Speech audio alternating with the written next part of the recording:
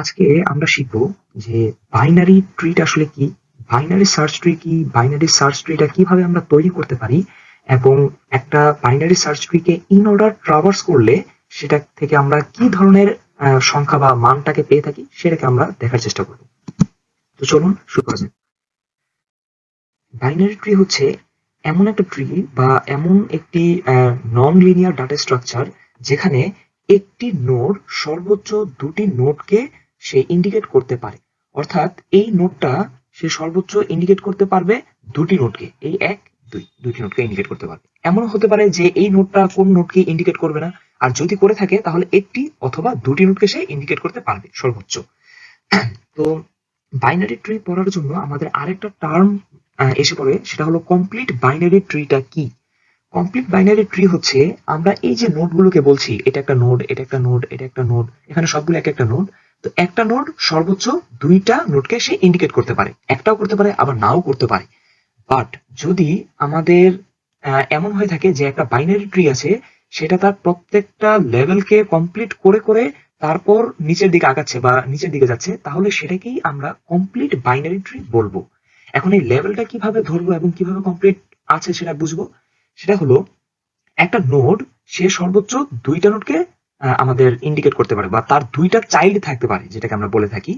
তো এই দুইটা চাইল্ড হচ্ছে আমাদের প্রথম, এটা হচ্ছিল আমাদের প্রথম লেভেলটা, এটা হচ্ছে আমাদের সেকেন্ড লেভেল। তো সেকেন্ড লেভেলে আমরা কিভাবে যেতে পারবো? মাদার নোডের প্রথমে আমরা লেফট চাইল্ডকে অ্যাড করব, তারপর প্রাপ্যতা অনুযায়ী আমরা সেটার রাইট চাইল্ডকে অ্যাড করব। দেখুন এখানে প্রথমটা হচ্ছে আমাদের মাদার নোড, তার লেফট চাইল্ড, তারপর হচ্ছে রাইট চাইল্ড, দুইটা এখানে কমপ্লিট করা আছে। এরপরে আমাদের যদি এরপরে আমরা যাব বাম পাশেরটায়, কেননা প্রথমে বাম সাইডকে আমরা ফুলফিল করব, তারপর আমরা ডান সাইডকে ফুলফিল করে একটা লেভেল কমপ্লিট করব। তো সেকেন্ড লেভেলে আমরা প্রথমে বাম বিতে আমরা যেতে হবে। বিতে গিয়ে আমরা দেখবো এখানে দুইটা নোডকে ইন্ডিকেট করছে, সেটা কি ডি এবং ই।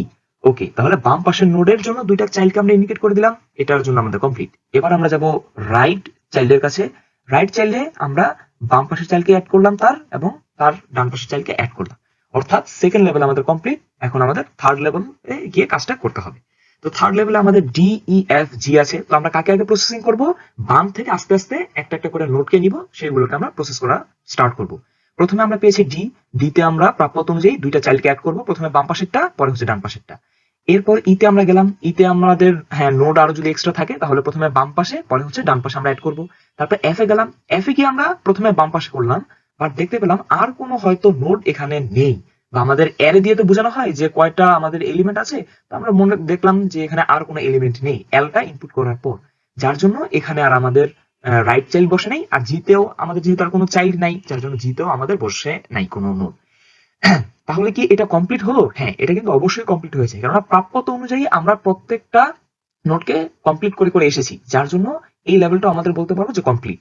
অর্থাৎ এটা একটা কমপ্লিট বাইনারি ট্রি। তাহলে এইটাকে কমপ্লিট বাইনারি ট্রি হবে? এই যে এটা না, এটা কমপ্লিট বাইনারি ট্রি না। কারণ কি? এখানে এ নোটকে যদি আমরা চিন্তা করি, বি সি, হ্যাঁ এটাকে কমপ্লিট হয়েছে প্রথম লেভেলটায়। দ্বিতীয় লেভেলে যদি গিয়ে আমরা চিন্তা করি, এখানে আমরা দেখতে পাবো বি এর লেফট চাইল্ড আছে, বাট বি এর রাইট চাইল্ডকে না দিয়ে সি এর লেফট এবং রাইট কে কমপ্লিট করা হয়েছে, যেটা কিন্তু আসলে নীতি বহির্ভূত কমপ্লিট বাইনারি ট্রি এর সংজ্ঞার জন্য। তাহলে আমরা বলতে পারবো এইটা কমপ্লিট বাইনারি ট্রি না, বাট এইটা কমপ্লিট বাইনারি ট্রি। ওকে, তো আমরা যাবো আমাদের নেক্সট স্লাইডে। এই স্লাইডে আমরা দেখবো বাইনারি সার্চ ট্রিটা আসলে কি। এখানে আমাদের বাইনারি সার্চ ট্রির সংজ্ঞা এবং তার প্রপার্টিজ গুলা বলা আছে। তো